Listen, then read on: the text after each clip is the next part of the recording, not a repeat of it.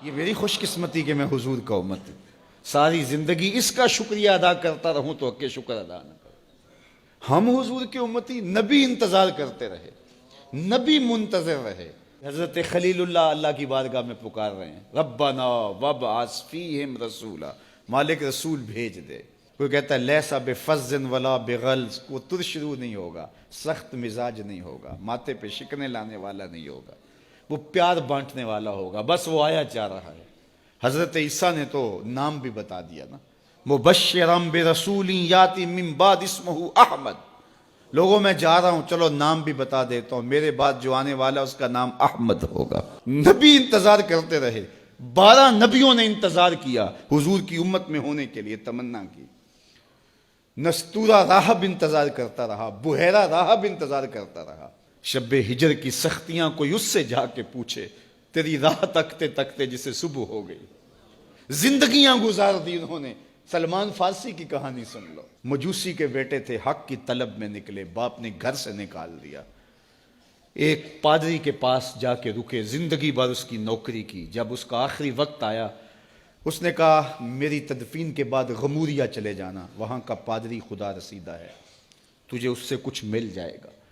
کہتے میں وہاں سے غموریا آ گیا، پھر اس پادری کی ساری زندگی خدمت کی۔ جب وہ مرنے لگا تو اس نے کہا کوئی ایسا شخص نہیں ہے جس کے پاس اب میں تجھے بھیجوں، لیکن نبی آخر الزماں کے ظہور کے لمحے آ گئے ہیں، تو یہاں سے یثرب چلا جا، وہ اس نبی کی ہجرت گاہ ہوگی، تیری زندگی سنور جائے گی، تو نے بڑی محنت کی ہے، بڑی نوکری کی ہے میری۔ کہتے ہیں میں نے اس کو کہا کہیں ایسا نہ ہو میں دھوکہ کھا جو مجھے کوئی نشانی بتا دے۔ اس نے کہا 3 نشانیاں ہیں، ایک صدقہ نہیں لے گا، دوسرا ہدیہ رد نہیں کرے گا، تیسرا 2 کندھوں کے درمیان مہر نبوت ہو۔ کہتے ہیں میں نے اس کی تدفین کی، یثرب کی جانب جاتے ہوئے ایک قافلے میں شامل ہو گیا، انہوں نے مجھے پکڑ کے اپنا غلام بنا لیا، لیکن میرے پہ مہربانی یہ کی کہ مجھے بیچا جا کے مدینے میں۔ ایک یہودی نے مجھے خرید لیا، میں اس کے باغ میں گوڈی کرتا تھا، کام کرتا تھا، کھجوریں توڑتا تھا، لیکن میں انتظار میں تھا کہ کبھی وہ نبی آخر الزماں آئے تو مجھے دید ہو، کبھی عرش پر، کبھی فرش پر، کبھی ان کے در، کبھی در بدر۔ غم عاشقی تیرا شکریہ، میں کہاں کہاں سے گزر گیا۔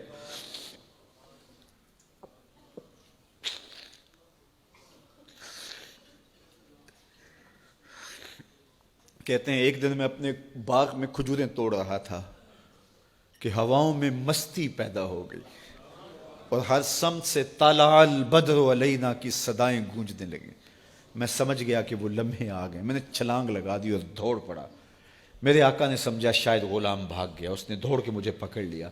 میں نے اس کو کہا کہ میں نوکر تیرا ہی ہوں، لیکن دل نوکر کسی اور کا ہے، میں بھاگوں گا نہیں، مجھے جانے دے۔ میں کچھ کھجوریں لے گیا تھا صدقے کی نیت سے، جا کے حضور کو پیش کی۔ آقا کریم نے فرمایا ہم نبی صدقہ نہیں لیتے۔ کہتے ہیں نشانی ایک پوری ہو گئی، کہتے ہیں کہ میں کچھ دنوں کے بعد اور کھجوریں لے گیا اور میری نیت ہدیہ کی تھی، میں نے پیش کی، حضور نے قبول فرما لی، لیکن میں بھی کہتا تھا تیسری نشانی بھی پوری ہو لے تو پھر مانوں گا، اور وہ کیا تھی؟ 2 کندھوں کے درمیان مہر نبوت۔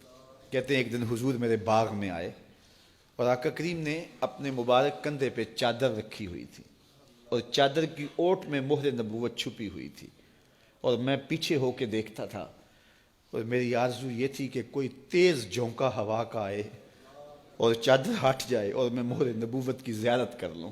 حضور میرے ارادہ قلب سے آگاہ ہوئے، فَأَلْقَى إِلَيَّ رِدَاءَهُ، حضور نے چادر اتار کے میری جانب پھینکی اور پھر ایسے رخ کر کے فرمایا انظر الی ما امرت بہ، اس پادری نے جو بتایا تھا دیکھ لے آ کے۔ تو کہا میں نے دیکھا کہ حضور کے 2 کندھوں کے درمیان۔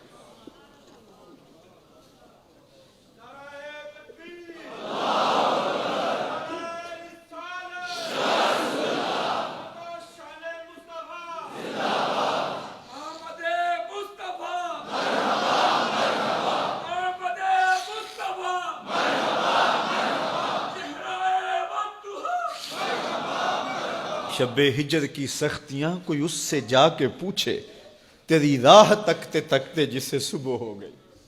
ہم نے تو کوئی انتظار نہیں کیا نا، ہم نے تو کوئی دکھ نہیں سہا، ہم سوئے تھے مقدر جاگ اٹھے، ہمارے والد مسجد سے مولوی صاحب کو بلا لائے، انہوں نے کان میں آ کے کہا مبارک ہو تو حضور کا نوکر بن کے آ رہا۔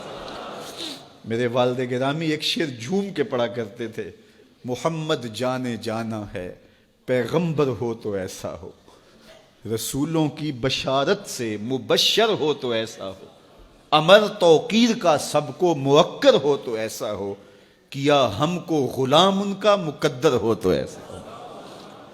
میں اپنے مقدر پہ قربان نہ جاؤں، آپ اپنے مقدر پہ نثار نہ جائیں، ہمیں وہ نبی ملا جو نبیوں کا نبی ہے۔